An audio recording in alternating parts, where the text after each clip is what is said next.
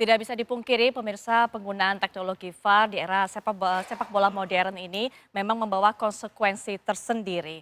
Termasuk juga tadi kita dengarkan apa pendapat dari para narasumber. Para pemain harus siap, para pemain harus betul-betul paham dan juga adaptif dengan teknologi ini. Rasanya bukan cuma para pemain, tapi juga para supporter. Bagaimana bisa menerima keputusan dari wasit, termasuk juga wasit VAR, ini dengan lapang dada, dengan terbuka, termasuk juga percaya kemudian bahwa memang keputusannya ini sudah melalui berbagai jenjang pengawasan. Nah ini mungkin yang harus kita pahami Bang Zaki. Betul. Yang bertugas seperti pada pertandingan kemarin bukannya si Fakon Puudom saja yang memantengi kemudian juga memonitor VAR. Betul. Tapi ada juga wasit-wasit lain dalam ruangan tersebut. Ya. Di dalam ruang VAR itu ada 3 wasit yang mengawasi pertandingan. Kemudian juga ada di belakangnya itu ada supervisor. Jadi yang memang yang memegang peranan itu yang 3 wasit tadi. Ya. Kemudian ada supervisornya untuk mensupervisi, untuk mengawasi 3 wasit VAR tersebut. Jadi sebetulnya di ruang VAR ini bukan cuma 1 wasit, Betul. ada 3. Nah di sanalah 3 ini yang kemudian melihat dari setiap angle-nya mereka, mana potensi-potensi pelanggaran atau mana potensi yang memang bukan pelanggaran. Nah itu mereka saling diskusi, habis itu diserahkan kepada wasit yang di lapangan melalui earphone-nya. Baik. Di sana nanti ada diskusi antara pemimpin wasit yang VAR dengan wasit yang di lapangan. Pada akhirnya wasit lapangan yang akan menentukan juga setelah melihat hasil rekamannya. Baik, tapi setidaknya rekomendasi yang diberikan itu Bang Zaki memang sudah persetujuan hasil diskusi baik dari mereka yang bertugas maupun para supervisor tersebut ya. Betul. Nah ini yang perlu juga diketahui oleh masyarakat. Nah Bang Aun, kalau kemarin pada saat Piala Asia terluka akan keputusan wasit pada saat berhadapan dengan Qatar yang dilakukan oleh PSSI mengajukan protes pada saat itu ke AFC. Kemudian juga kita tahu Coach Sintayong kemarin juga memberikan atau mengajukan protes bahkan pesan kepada AFC sebelum laga terakhir berlangsung bahwa minta AFC untuk bisa mengeluarkan wasit-wasitnya atau menugaskan wasit-wasitnya yang cukup fair begitu. Untuk pertandingan kali ini sebenarnya adakah kemudian langkah yang perlu dilakukan oleh baik itu mungkin PSSI dan sebagainya untuk bisa mendapatkan jaminan bahwa wasit yang ditugaskan, wasit apapun itu, wasit utama, wasit VAR memang cukup fair dan juga akan bisa memimpin jalannya pertandingan dengan cukup baik? Ya rasanya memang kalau sudah dekat kan memang agak sulit ya. Tapi juga dengan Pak Erick Thohir dan juga timnya juga tentu sudah melakukan. Saya yakin sudah melakukan hal tersebut gitu dengan berkomunikasi dengan FIFA, berkomunikasi dengan AFC dan juga apalagi kan sekarang udah di tahap kualifikasi Olimpiade, istilahnya berkasnya dilimpahkan ke IOC, sudah berbeda lagi yurisdiksinya. Betul. Jadi saya rasa memang saya juga cukup berkeyakinan kalau misalnya PSSI pun sudah membuat langkah gitu untuk melakukan istilahnya mengirim pesan lah kepada pihak terkait kalau misalnya memang kan yang dibutuhkan tuh bukan berarti harus gimana-gimana, yang penting wasitnya fair, memimpin pertandingan, melaksanakan tugasnya dengan baik. Jadi saya rasa sebenarnya upayanya saya yakin sudah dilakukan sih sebenarnya. Oke, kita harap nanti wasit bisa bertugas dengan adil sehingga para pemain kita, Bang Peri, saat berhadapan dengan lawan Gini ini yang bukan lawan sembarangan juga bisa tampil total begitu kan. Penilaian mengenai calon lawan kali ini? Ya kalau melihat calon lawan ini saya rasa berbeda ya. Berbeda dengan Asia, juga berbeda dengan perwakilan dari Afrika. Yang setahu saya perwakilan dari Afrika ini adalah power and speed. Dia kecepatan dan daya tahan. Nah, yang jadi pertanyaan saya ini, kira-kira Indonesia ini, anak-anak muda kita ini mampu nggak untuk mengatasi itu? Kemarin waktu lawan Irak, begitu kita unggul 1-0, kita ini terlalu bermain terbuka. Seharusnya waktu kita unggul 1-0 waktu melawan Irak, ini kita harus atur tempo. Harus tempo biar supaya apa? Biar supaya Irak ini bermain terbuka juga. Setelah bermain terbuka, ada kesalahan kita baru mulai menyerang. Nah saya juga berharap dengan bertemunya dengan Gini ini, pemain yang tim yang banyak power speednya ini. Saya rasa mudah-mudahan ya Indonesia mudah-mudahan bisa mengimbangi gitu ya. Baik. Karena dilihat dari segi fisik maupun mental sekarang ini Indonesia sudah mulai, mungkin dari Coach Sintayong sudah mulai bangkit ya. Bagaimana caranya Indonesia ini harus bisa lolos ke Olimpiade ini. Karena kedua tim ini baru sama-sama ketemu nih. Kita nggak tahu kekuatan lawan maupun kelemahan lawan itu ada di mana, kita nggak tahu. Baik.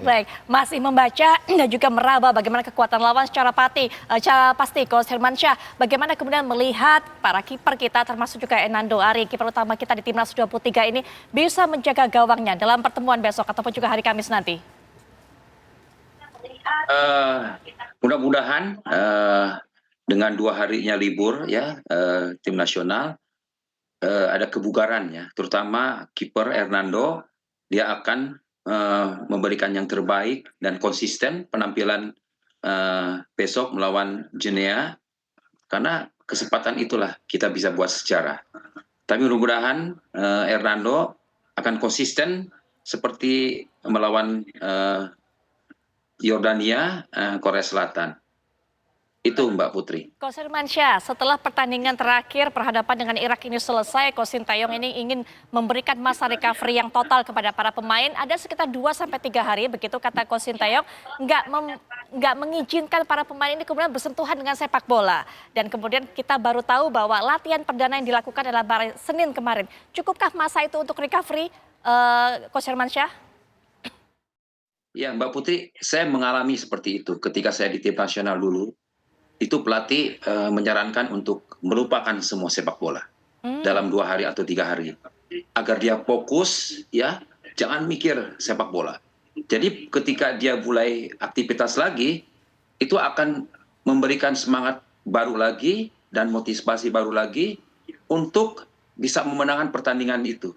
Saya pernah ngalami dulu seperti itu Mbak Putri. Ada bagusnya Sintayong memberikan 2 hari itu untuk rest, melupakan sepak bola. Baik, apalagi energi cukup terkuras juga Bang Ferry kalau kita lihat pertandingan pada 3 pertandingan terakhir setidaknya. Korea Selatan, Uzbekistan, Irak betul-betul menguras energi, emosi, tenaga, mental dari para pemain. Ya saya rasa kita punya recovery 2 hari ini benar-benar kita harus manfaatkan ya. Kita harus lupakan semua pertandingan yang sudah kita jalani. Sekarang yang kita harus pikirkan bagaimana untuk perjalanan ke depannya. Seperti kita lawan Gini, kita sudah harus fresh. Semua kita harus sudah fresh, baik pikiran apapun tenaga kita sudah fresh. Jangan ada hal lagi kita memikirkan kemarin gue lawan ini, tahu bagaimana caranya besok kita lawan Gini. Ya kita selalu saya optimis bisa menang lawan Gini. Asalkan anak-anak muda ini bermain dengan sabar. Karena tidak mudah kita menghadapi pemain yang punya kecepatan dan power gitu loh. Karena kita pengalaman saya pernah mendapat tim yang punya kecepatan dan power itu memang sangat sulit sekali gitu. Tapi ya dengan kesabaran ya pasti kita optimis lah, menang lah.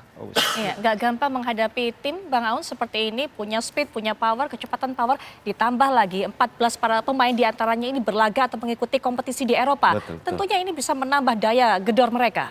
Ya, saya rasa memang ada istilahnya advantage lah untuk Gini ya, karena kan memang satu mereka juga baru TC di Spanyol, 2 pemainnya tuh banyak di Eropa gitu. Jadi secara penerbangan dengan kita yang di Asia tuh kita harus lumayan ya mungkin 8 jam lebih mungkin ya harus ke Eropa.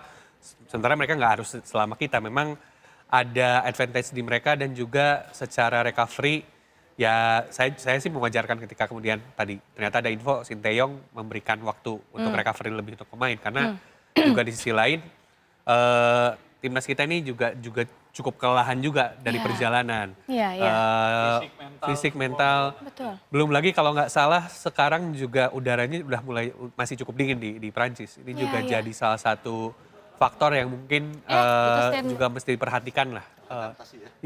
Kan waktu di Qatar kita main panas banget gitu. Betul. Sementara di Prancis agak mulai dingin. Ya dingin. Ini kan juga harus dipikirkan oleh pelatih, oleh pemain sendiri juga karena hal-hal yang mungkin detail ya Om Peri juga Om Zaki juga mungkin tahu kalau hal-hal detail kayak cuaca terus juga mood itu kan akan berpengaruh besar ke pertandingan. Jadi saya rasa memang karena sepak bola ini juga soal detail dan juga soal margin.